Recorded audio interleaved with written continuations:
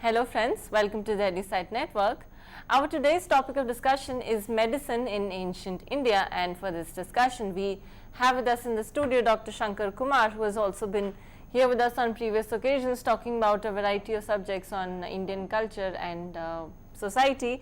Also today, as I introduce him, Dr. Shankar Kumar is an assistant professor, Department of History, Hindu College, University of Delhi, and he's going to talk about our today's topic, that is medicine in ancient India, and his specialization includes ancient Indian history and medicine, and a book published on this very topic, on the related topic, is Indian History and Culture, and you will find it very relevant if you go through the book.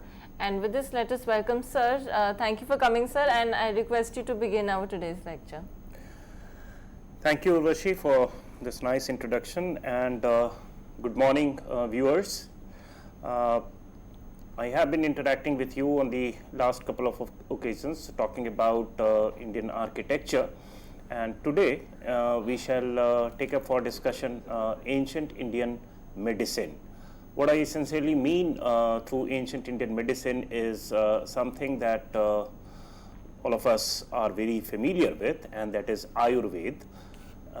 The way it evolved, the way it touched every aspect of the cultural, social, and of course knowledge aspect of India's past.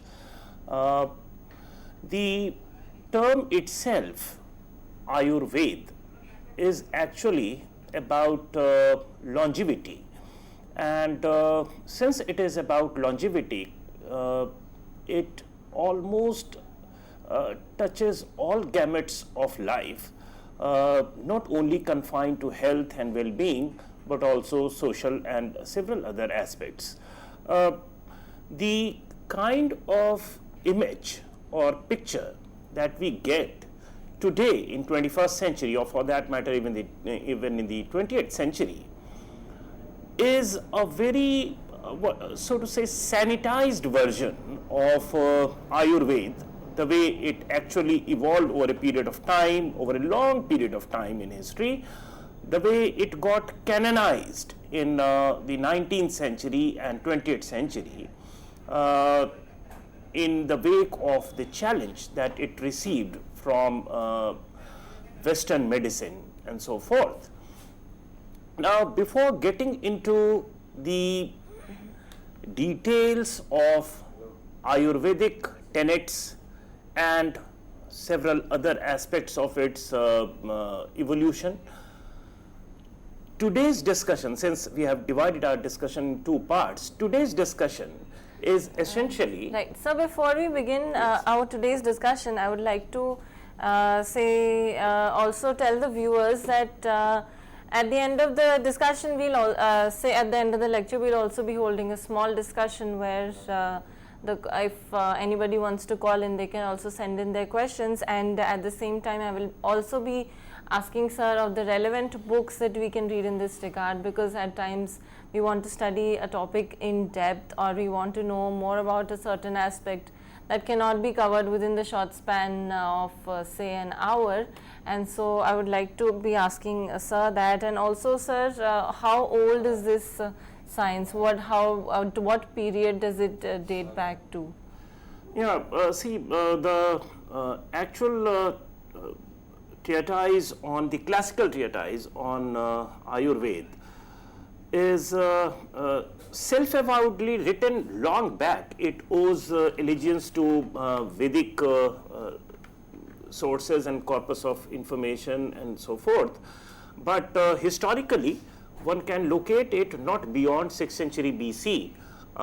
If we presume that Charak was the one who for the first time wrote a very systematic account on Ayurveda, known by the book Charak Samhita. His date cannot be pushed beyond 6th century BC.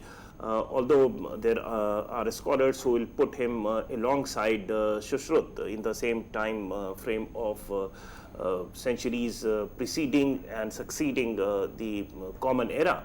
So that's the usual timeline. Otherwise, there is no precise date because the texts themselves are not dated.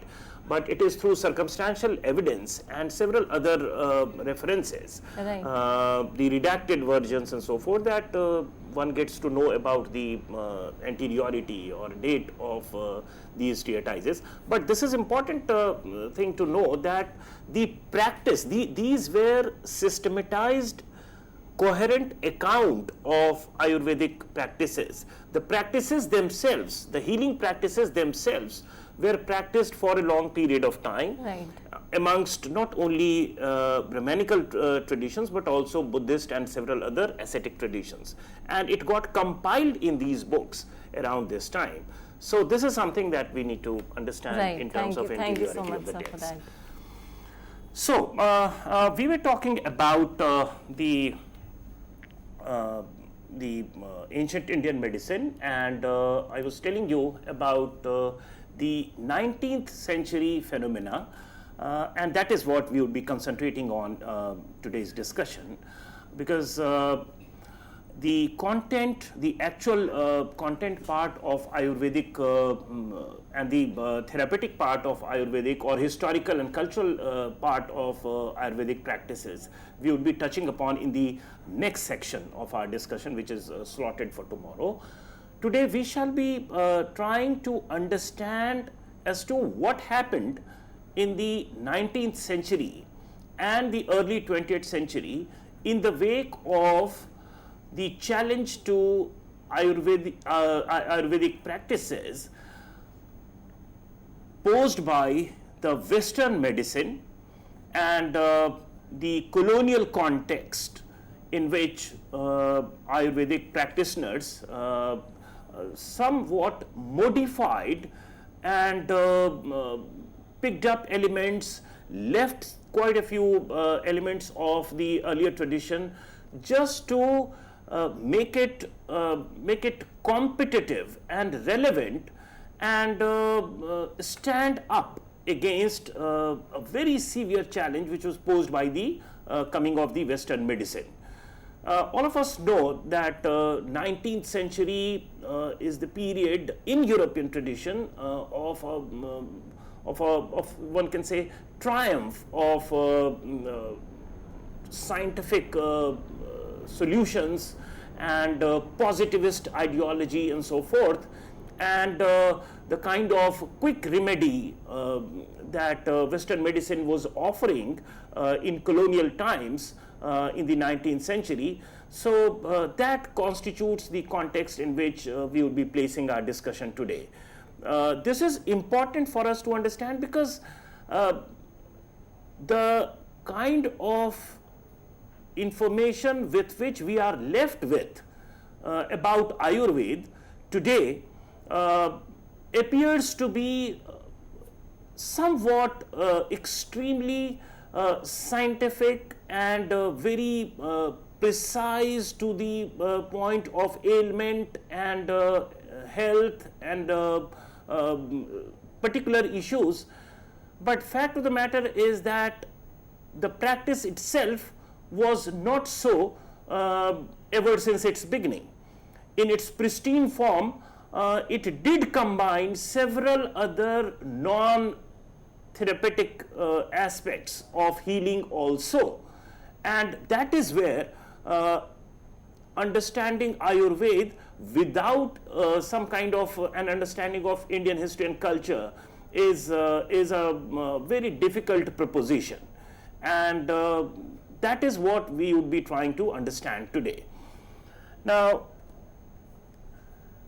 as you can see on this slide, the main thing that distinguishes Ayurveda from several other traditional healing practices is that, quite unlike even its Greek counterpart, which survives in residual forms in Islamic medicine and so forth,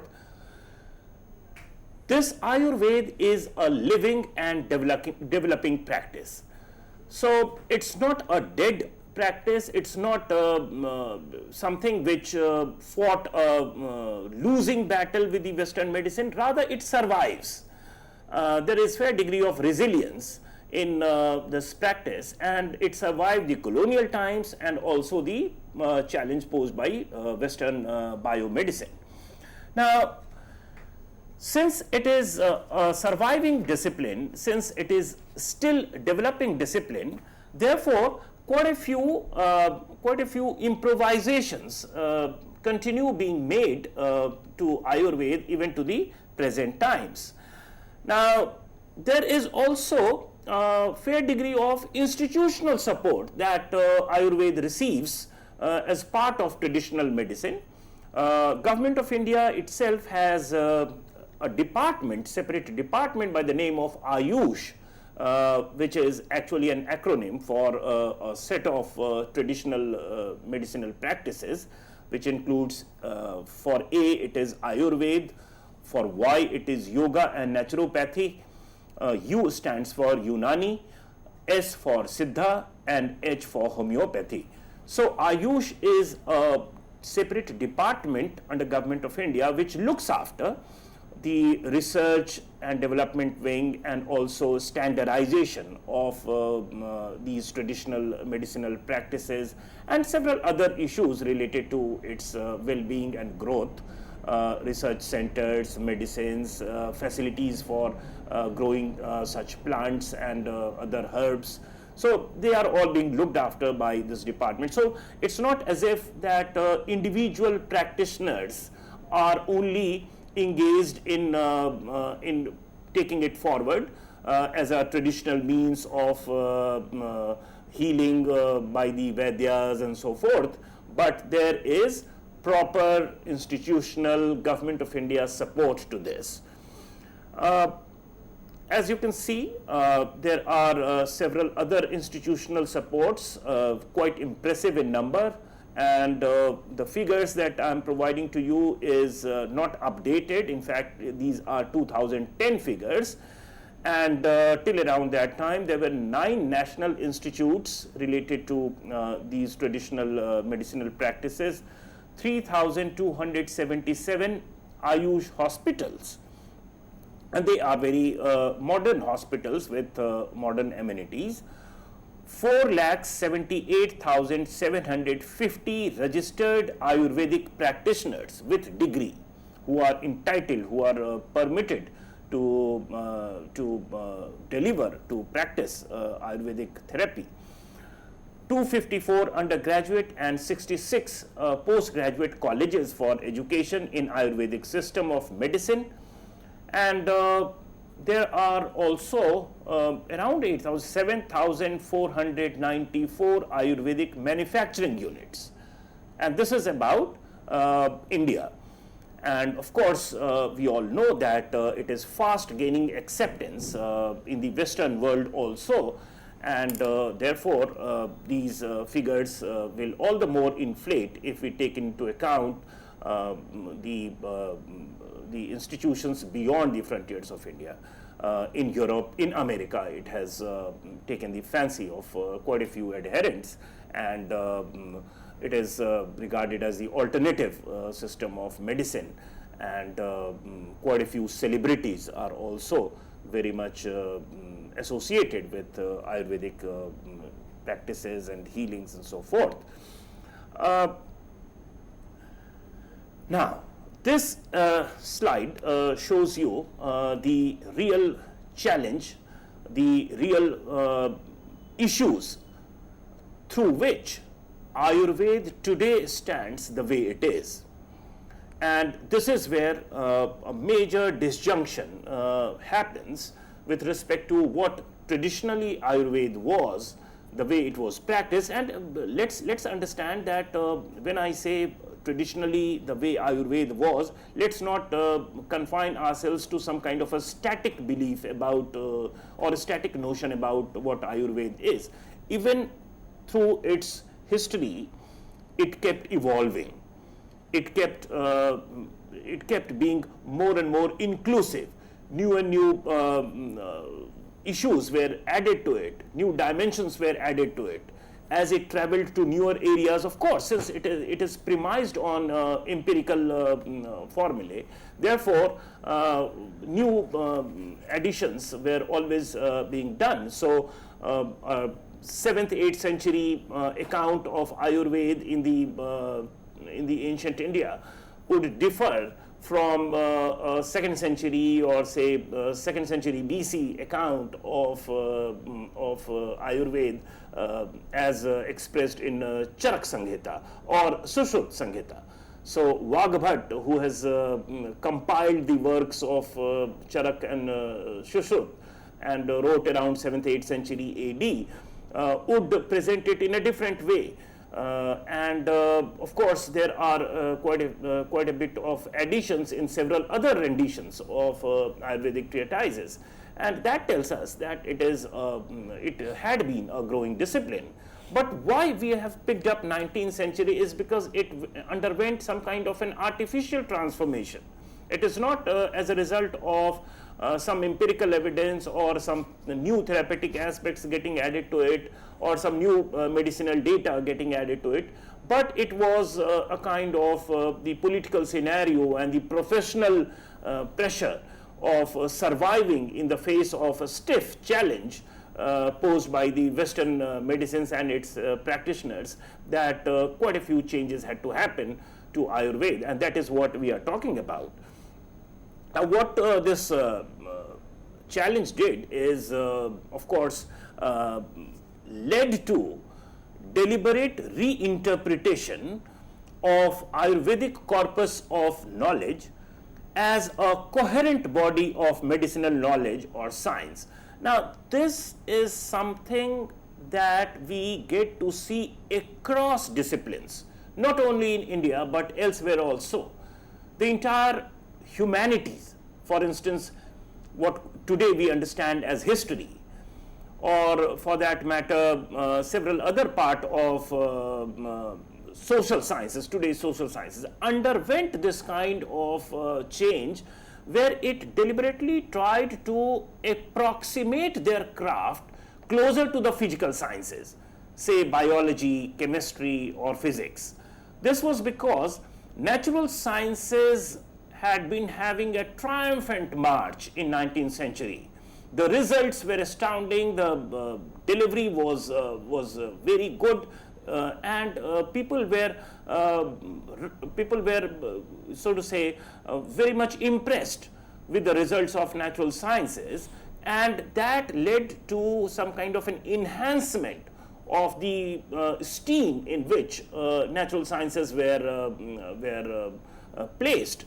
The social esteem of the natural sciences became significantly high, and as a result of this, several other social sciences or social studies, disciplines related to social studies, tried to appear or at least give pretense of being extremely scientific in their outlook and methodology, and they also tried to deliberately adopt their methodology by having a defined content, defined subject matter, and resorting to experiments, resorting to results, analysis of data, and then coming to some kind of an inference and so forth. So this is something which was very much in the intellectual air of 19th century. And of course, Ayurveda, since it was a practicing discipline, therefore it could not keep itself immune from this, and therefore what we find, particularly towards the first quarter of 20th century, is that the ancient treatises, classical Ayurvedic treatises of Charak, Sushruta and Vagbhat, incidentally these three are known as the Brihatrayi, the big three of Ayurveda, and their works of course are monumental, and there is some kind of a classicism associated with their works. We have already discussed towards the introductory part of our discussion that there were several other accounts of Ayurveda, but these three are regarded as the big three, and therefore there is some sense of these three texts being fairly special. Now, in the first quarter of 20th century, Charak's work, that is Charak Samhita, which is of course written in Sanskrit, was picked up by the practitioners who were facing a stiff challenge from Western medicine, and they tried to sanitize the content of Charak Samhita by weeding out the inconsistent part of Charak Samhita, the incoherent part of Charak Samhita, which did not conform to Western sciences, which did not look like very scientific. Suppose there are some rituals mentioned, suppose there are some contradictory elements mentioned, suppose there are some social data given, suppose there are some cultural factors mentioned as part of therapy, or the overall context in which the therapy is to be done. Suppose there is gender issue mentioned, suppose there are some superstitious beliefs mentioned, and that is how it had evolved. The segregation of what is extremely therapeutic, what is extremely scientific, what is extremely anatomical, with non-anatomical, with non-therapeutic, with other associated factors, what accords wholesomeness to the issue. So that was weaned away. Now is the time when we have come back to realize that it is the wholesome understanding of human health which is a better entry point so far as therapy is concerned. So there is a renewed emphasis on that. But there we will find that these accounts, these sanitized versions of classical accounts of Charak and Shushruta are not adequate, because they are the weaned version, they are the coherent versions of a bigger corpus which included several other issues of India's past, of human health, of the way health was approached, the way well-being was approached, and so forth. So quite a few cultural data is deliberately picked up and segregated in this exercise that we are talking of towards the first quarter, towards the 1930s.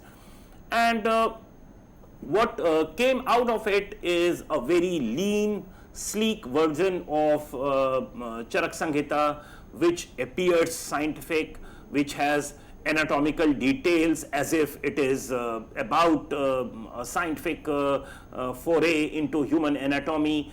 The conventional 8 sections of Ayurveda, which is repeatedly shown in several accounts of Ayurvedic practices and therapy, they are divided into modern looking names, and therefore to the public at large, which constituted the client base for the professional Vaidyas, it would appear that Ayurveda is also something very scientific, in tune with the spirit of the time, and therefore it should be seen as a competitor to the Western medicine, which was increasingly becoming very successful in curing diseases and capturing people's imagination. Even the bottling of these medicines and making it more and more portable, the advertisements, resort to advertisements on modern lines and so forth were attempted. So these are the issues that we are talking of here. And therefore, this exercise resulted in some kind of a relook of the ancient treatise of Ayurveda, and accorded some kind of a canonized version of Ayurveda, and this is this entire exercise to some scholars appears like, for instance, Muhlenbelt calls it renaissance of Ayurveda, revisiting of Ayurveda, or it also earned the epithet of Navya Ayurveda, Neo Ayurveda. So this is how this process started. Now, as you can see here, we have tried to list some important aspect of the discussion that we are carrying out. These were attempts towards canonizing Charak Samhita to avoid delegitimacy. Now, why it is avoiding delegitimacy is again in the light of the challenge received from Western medicine. In order to sustain itself, in order to survive, in order to give some kind of a fight as alternate system of medicine, it had to appear that way. There was no other choice. The colonial context also ensured that it had to toe the lines, the triumphant lines of the times, and therefore it took away the entire exercise, moved in a kind of trajectory, in a direction where quite a few other agencies were taken help of. For instance, Orientalists. Now, Orientalists are, of course, those people, Western people, who would read Indian scriptures, ancient scriptures, and try to have an understanding of India's past, or the past of a civilization which is very much in contrast to the Occident, that is Western civilization. So this is an Eastern civilization that Orientalists are talking of, and to them it appeared very fascinating. So they appear to be very fascinating accounts. Orientalists' accounts are very fascinating accounts of India's past, and these tendencies where the Ayurvedic practitioners are trying to resurrect their craft are riding on their shoulders also. So this is something which is appearing as, or the net result is that it appears as some kind of a very distinct ancient Hindu science. Now, this thing, Hindu science, or something which is associated with a religion, is again a byproduct of 19th century and early 20th century politics. Anyone who is aware of the revivalist movements and the nationalist undercurrent would understand that these currents were also, religion-based currents were also moving simultaneously during those times. And particularly in Punjab, there are very good studies by Kavita Shivaramakrishnan and several others, who have highlighted this point that in the colonial times, particularly in Punjab, and as we have more and more regional studies related to Ayurveda, of course these aspects would come out in greater clarity, that the inclusive aspect of Ayurvedic practices, where several other cultures, religions and inputs were also incorporated in its pristine form, they were under the pressure of the politics of 19th century and early 20th century India, colonial politics. These elements got segregated from here, and the residue was again something which was left over as Hindu science, and therefore these are some of the you can say pitfalls that the history of Ayurveda had to negotiate, and as a result of this, quite a few identities also got added to Ayurveda. For instance, it was equated with Hindi, and Unani medicine was equated with Urdu, with little bit of Persian and little bit of Arabic influence. Similarly, in Hindi, little bit of Sanskrit. So these are some of the things that got added to the identity of Ayurveda. Also because not only the Orientalists but also the local practitioners of Ayurveda, the Vaidyas, the learned Vaidyas, are trying to get Ayurveda introduced as a subject, as a paper with defined, distinct curriculum in colleges and universities. Now, this is a professional pressure that is at work, and of course, it is competitive. We have already discussed that, and it is the compulsion of colonial 19th century, 20th century politics which is at play.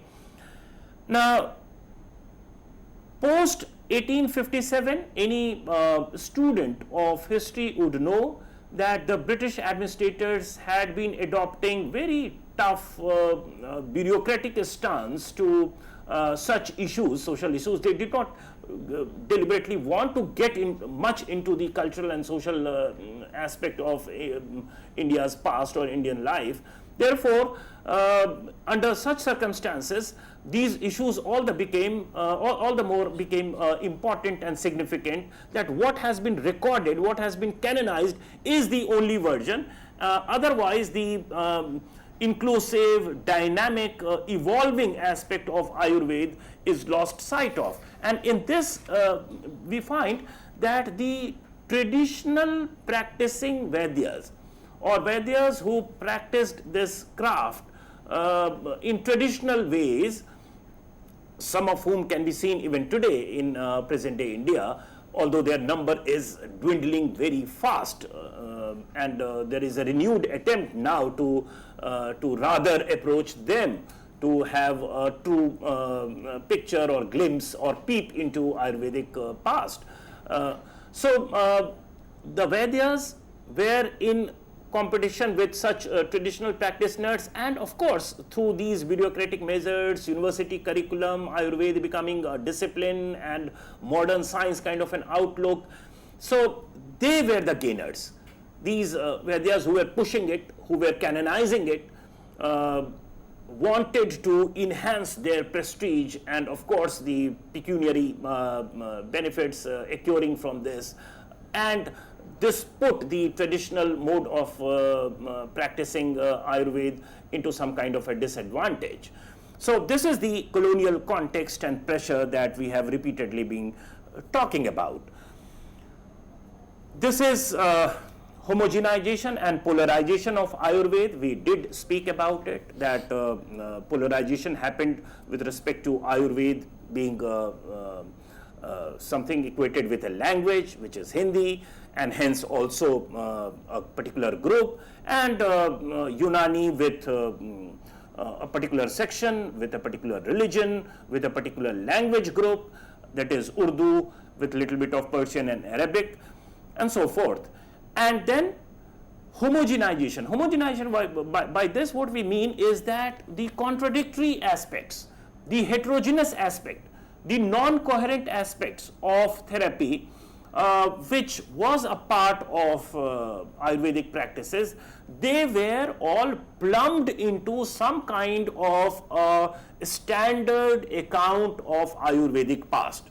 That this is the manual, this is the Ayurvedic practice, this is the practice, and the variety or inconsistencies or several other descriptions or observations which were very much part of maybe empirical aspect of Ayurveda, they were just removed.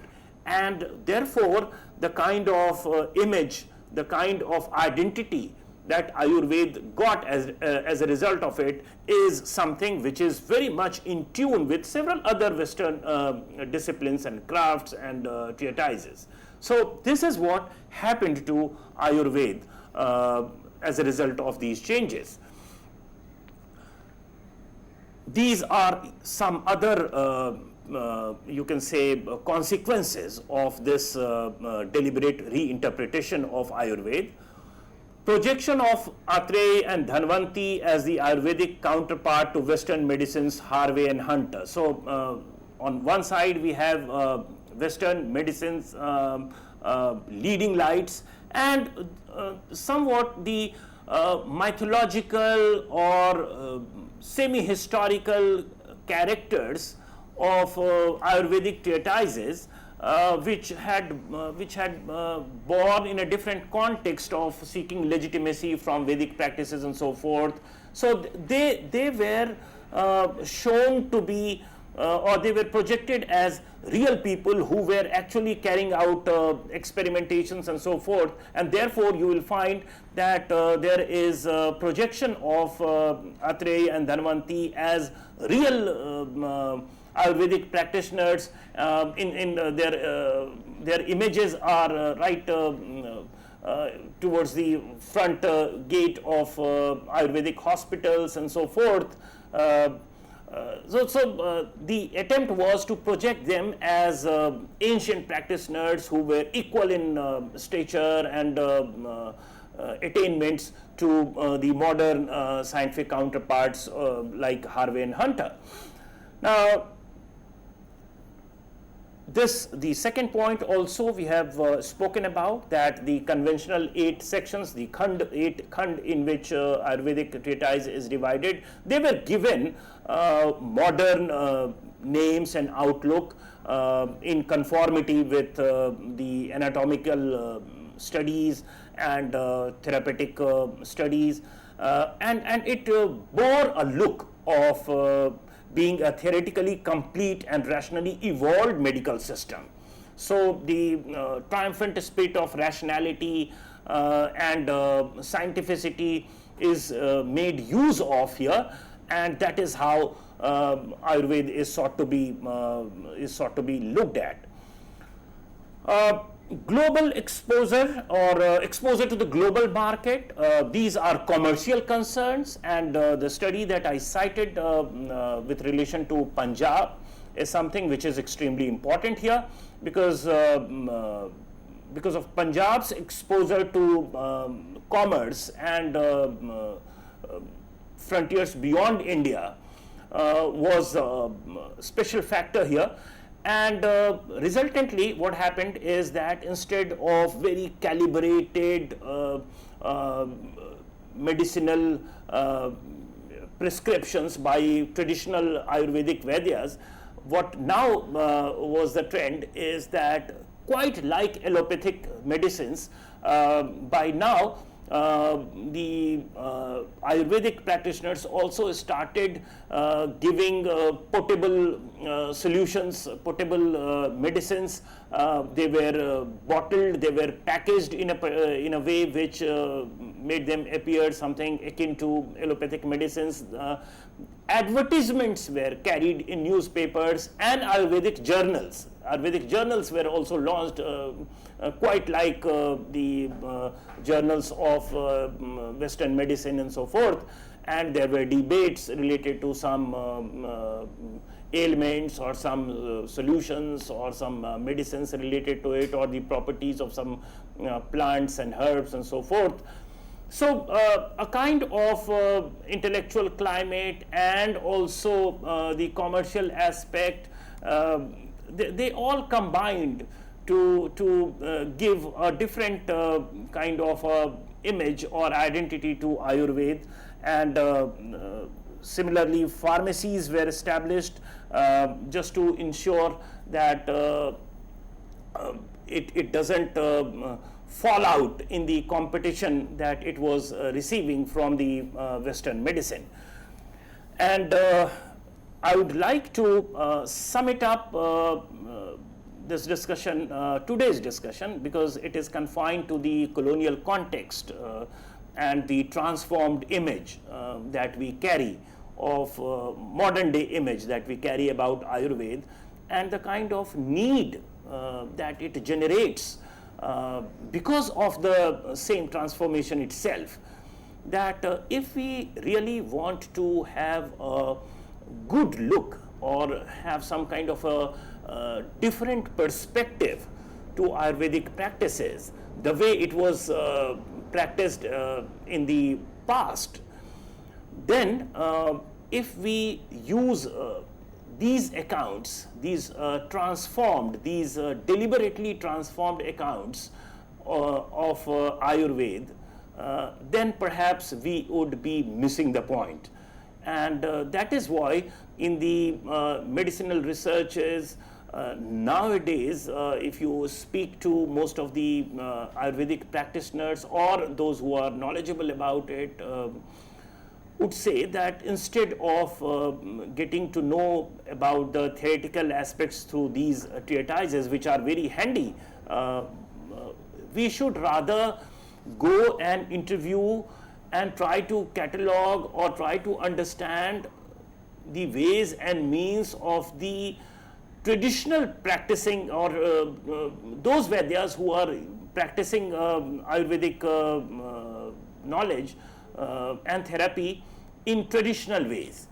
So some individuals who do it in their own ways, and the kind of herbs, the kind of solutions that they give is perhaps more close to its original version rather than these sanitized versions.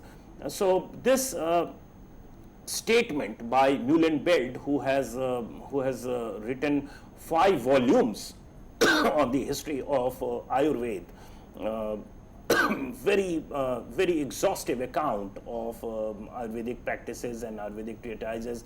Several manuscripts have been surveyed by him, and that's how his accounts have come in voluminous works, which comes in 5 volumes.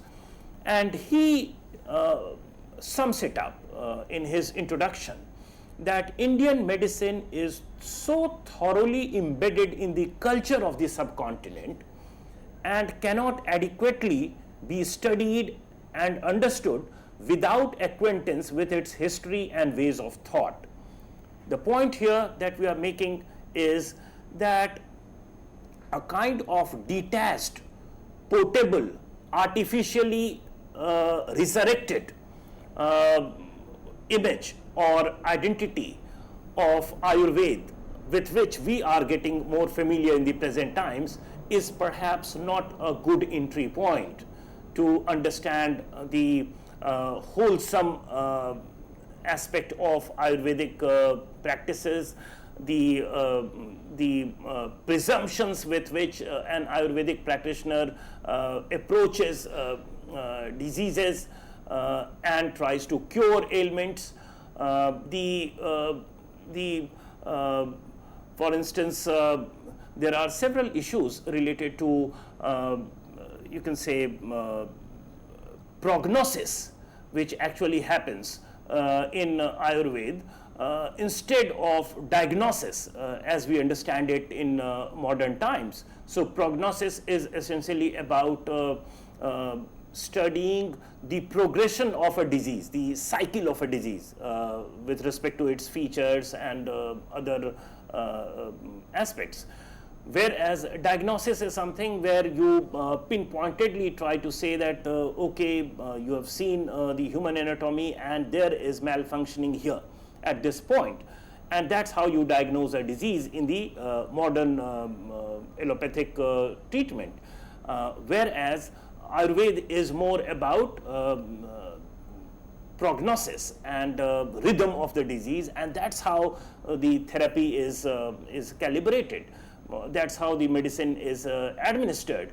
And of course, since it is more wholesome, it is about equilibrium and several other doshas, tridosh, and so forth.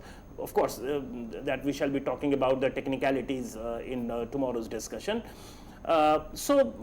This is something that we need to be cautious about, that it has undergone a kind of a transformation, which is a big transformation, and through this artificially transformed image, if we try to approach and understand the alternative system of medicine and its approaches and its spirit, then perhaps we could be misled.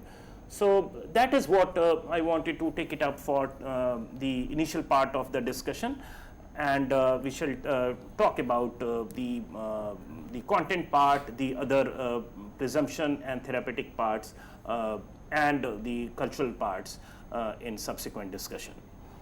Thank you so much, sir, for the very meticulously presented set of ideas, and also for talking about Ayurveda and also the very 19th century phenomena that you were talking about. And sir, you said that it underwent a transformation. So is the term Navya Ayurveda a new evolved term?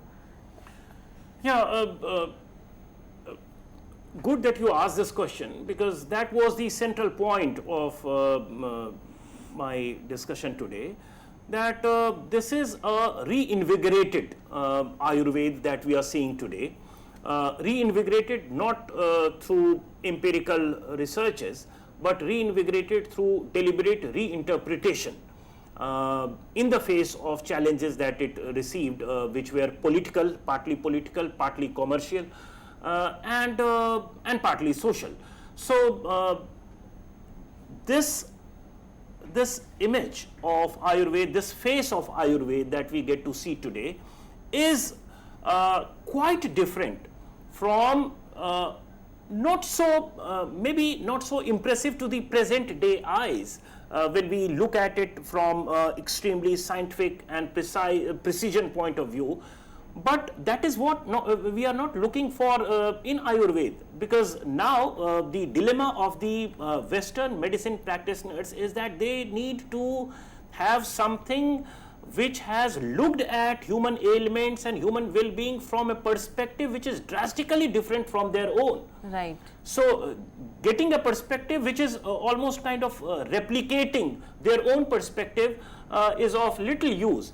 So they are now trying to move beyond this phase of Ayurveda and trying to understand the wholesome aspect of Ayurvedic treatment, which is of more use to them. Because now also in the Western medicine also, for critical diseases like cancer and so forth, they are deliberately trying to combine alternative therapies, traditional means and ways through which such ailments were cured. Right. Thank you so much, sir. And so you also mentioned Atreya and Dhanvanti. Yes. Were these also people who gave a new identity to Ayurveda? See, Atreya, Dhanvanti, and there are several other seers, historical, semi-historical, mythological characters mentioned in the treatises of Charak, Shushrut, Vagbhat and so forth, in fact all the treatises of Ayurveda. And the account of Ayurveda is presented with some kind of a divine sense, that it emerged from there, through their hands it went to Dhanvanti, it went to his hands, and then it came to the actual practitioners, human practitioners. So it is a kind of style of presenting in the ancient times, just to accord some kind of legitimacy at that point of time, because anything which is closer to Vedas, for instance Ayurveda is also referred to as the fifth Veda. Right. So anything which is closer to Vedas and some divine entities associated with it would accord fair degree of legitimacy to such craft. So in that sense it needs to be understood. But what happened as a result of this competition is that these names were projected as if that they are the Newtons and Einsteins of Ayurveda, and they were presented as some kind of a counterpart of Ayurveda. Has its own history and very rich history of attainments. So there was no need to resurrect semi-historical or mythological figures to that status.